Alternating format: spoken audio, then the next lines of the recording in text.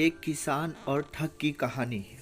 रामगढ़ का एक किसान बकरी का बच्चा खरीदने के लिए अपने घर से निकलता है। बाजार में जाकर के वह अच्छा सा सुंदर सा प्यारा सा बकरी का बच्चा देखता है और खरीद लेता है। वहीं पर ठगों की एक टोली अपने शिकार के इंतजार में थी।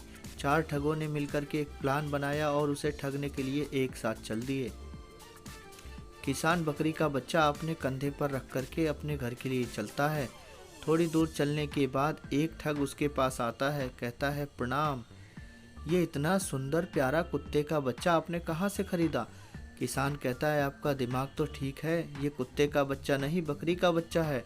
ठग कहता है अरे नहीं नहीं, आपको गलतफहमी हुई है, ये बकरी का बच्चा नहीं, ये तो कुत्ते का ही बच्चा है। अगर मुझ पर यकीन ना हो तो वो दूर खड़े भाई साहब से पूछ लेते हैं। अब किसान और ठग मिलकर के सामने खड़े भाई साहब के पास जाते हैं और कहते हैं भाई साहब हम कुछ नहीं बोलेंगे, आप बताइए यह किस चीज़ का बच्चा है।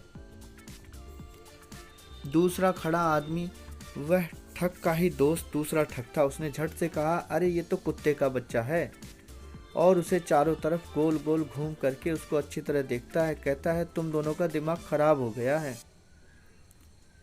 यह बकरी का ही बच्चा है और मैं इसको लेकर के अपने घर जा रहा हूँ। अब किसान के मन में भी शंका पैदा हो गई थी कि आखिर ये दोनों ऐसा क्यों कह रहे थे। अब तो किसान ने अपना माथा पकड़ लिया, यार एक तो एक दूसरा भी यही कह रहा है, कहीं मुझे ठग तो नहीं लिया। मुझे क्या हो गया है कि मुझे बकरी का बच्चा दिखाई देता है। किसान उस बकरी के बच्चे को अपने कंधे से नीचे उठा करके सामने रखता है। कहता है क्या भाई ये कुत्ते का बच्चा है? अरे ये बकरी का बच्चा है, इसे मैं बाजार से खरीद करके आ रहा हूँ। तीसरा शख्स जो ठग का ही दोस्त है कहता है। आगे किसान चलता है तो फिर उसे एक शख्स आकर के अचानक से टकरा जाता है। तीसरा शख्स किसान को कहता अरे भाई देख करके चला करो, जब ठीक से चला नहीं जाता तो इस कुत्ते के बच्चे को अपनी गर्दन पर बिठाए क्यों फिर रहे हो। अब तो किसान को अचानक से एक और झटका सा लगता है। अगर मुझ पर यकीन ना हो तो शर्त लगा लो।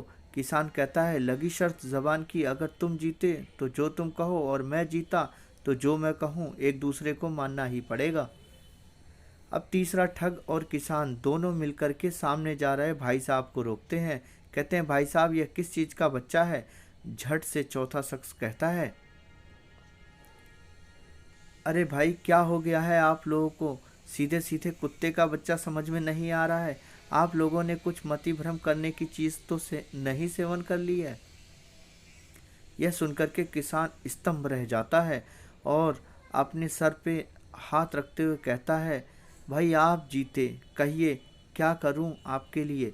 चौथा ठग कहता है ये प्यारा सा कुत्ते का बच्चा मुझे दे दें, आप अपने लिए कोई बकरी का बच्चा जा कर के दोबारा से ले लो। किसान कहता है लेकिन मैं इसे दोबारा लेकर के बाजार जाता हूँ और वापस करके एक सुंदर सा प्यारा सा बकरी का बच्चा लेकर के आता हूँ। आखिर मैं एक किसान हूँ, मूल नहीं छोड़ सकता। बार बार अगर हम कोई चीज़ सुनते हैं वो हमारे वातावरण की आवाज़ें होती हैं, फिर वो हमारे अंदर घर कर जाती हैं और वो इतनी घातक होती हैं कि हम अपनी सोचने समझने की शक्ति पर भी भारी पड़ती हैं और हम अपना भरोसा खो देते हैं। हमारी शंकाएं हमारी सोच पर हावी हो जाती हैं, इसलिए खुद पर भरोसा रखें और निरंतर प्रयास करते रहें।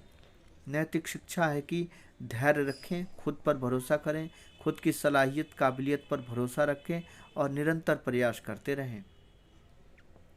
मंजिल मिलेगी परिंदों को यकीनन, ये फैले हुए उसके पर बोलते हैं। मंजिल मिलेगी परिंदों को यकीनन, ये फैले हुए उसके पर बोलते हैं। रहते हैं वह लोग खामोश अक्सर, ज़माने में जिसके हुनर बोलते हैं। अगर आपको इस तरह की कहानियाँ पसंद आती